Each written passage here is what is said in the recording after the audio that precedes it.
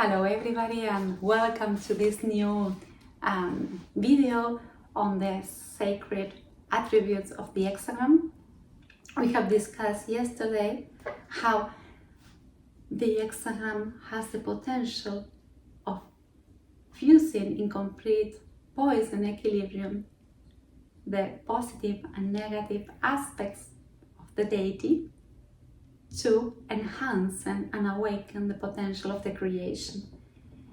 We have seen how the first hexagram appears in our present history in Armenia 5,000 years ago in 3000 BC. And now we will discuss and track this geometrical form along our modern history and is present through the different cultures, religions, geographical groups around the globe. So we started by sharing how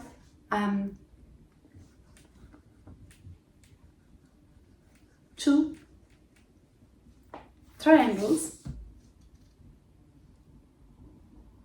an up and down pointing triangle, two equilateral triangles fused to form a perfect geometrical figure that's called the hexagram.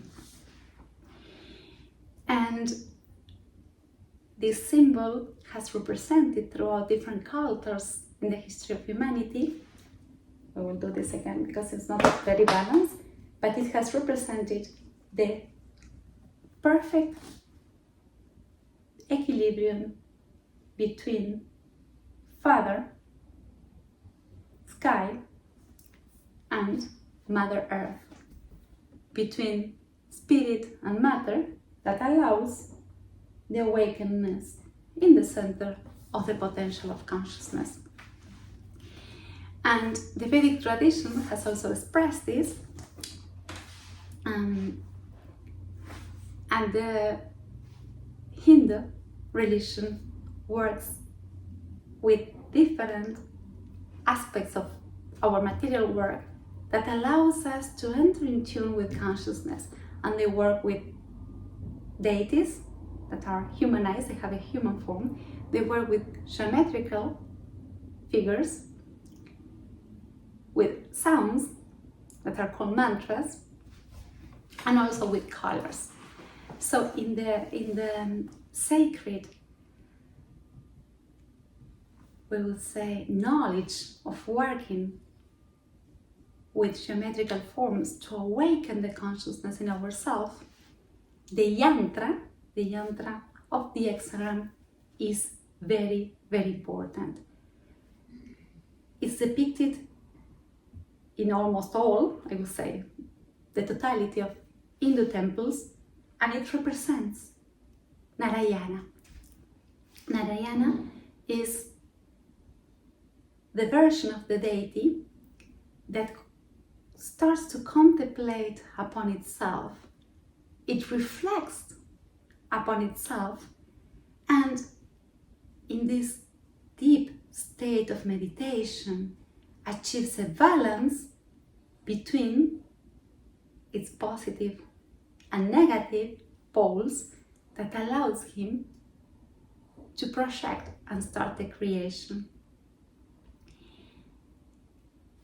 And this symbol, the hexagram, allows us to understand that we ourselves can go into reflection, can go within ourselves, meditate about I am that I am, and through this deep connection of meditation, in complete poise and equilibrium between our emotions and our feelings, between our body and our mind, in this exact point of poise and equilibrium, we can reach the divine flame within ourselves, and we can realize the divine potential that sits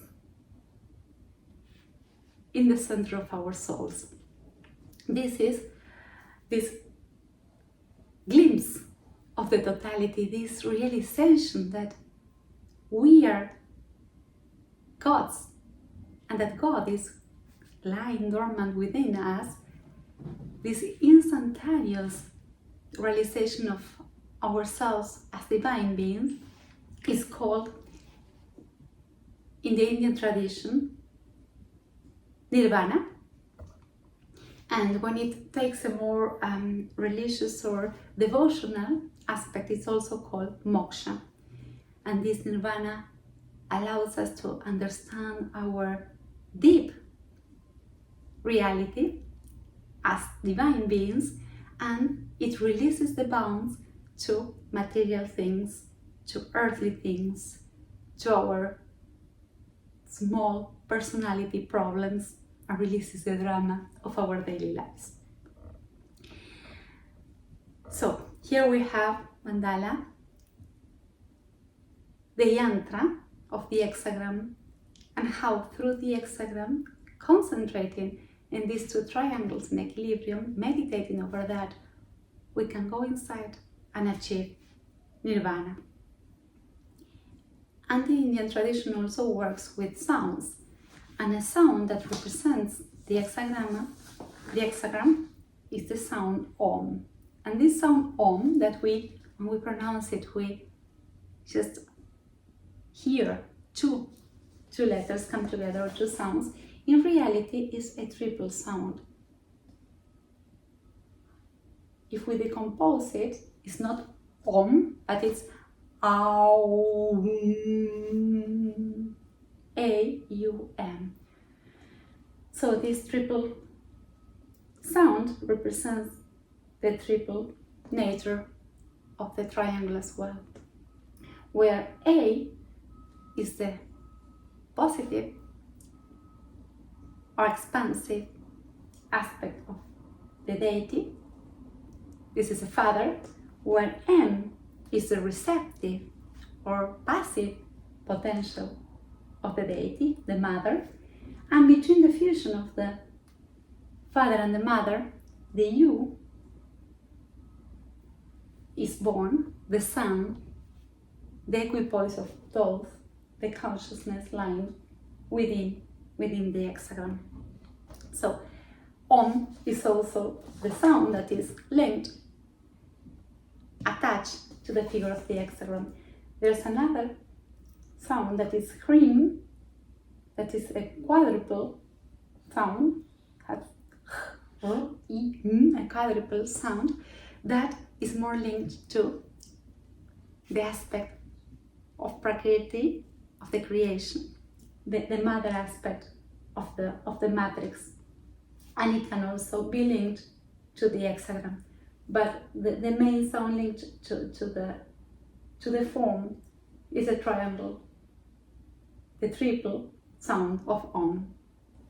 And we know also that the Indian tradition adores deities. They have so many gods, so many legends, so many demigods, that there cannot be a yantra, a geometrical figure, without a deity. And the hexagram represents also the presence of Purusha and Prakriti. Purusha is the all-pervading spirit, the eternal consciousness that is not attached by physical form or by time, is the all-pervading spirit, the Father. This is Purusha. And Purusha has to land or penetrate the creation. And to do this, on the other pole is Prakriti. And Prakriti is the all-pervading field of matter. It's an enormous field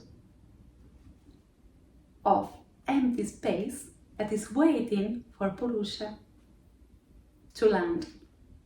Prakriti is what we nowadays call as the matrix. Okay? This is this territory that will be the landing base for Purusha.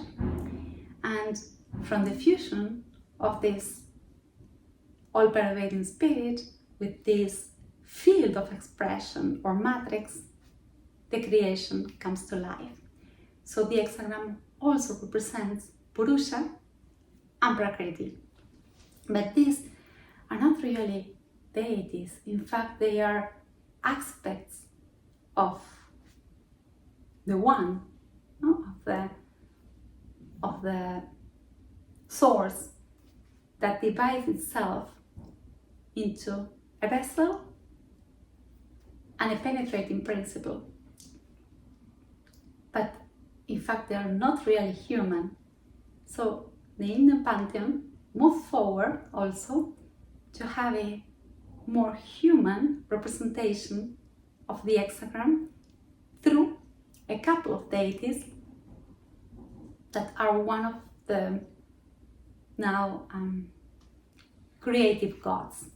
And this is Shiva with his consort that is called Shakti. So the hexagram is also representing the perfect balance between Shiva and Shakti, the creator and the extractor of worlds, and her consort that give him poise, equilibrium, and allows him actually to create and destruct.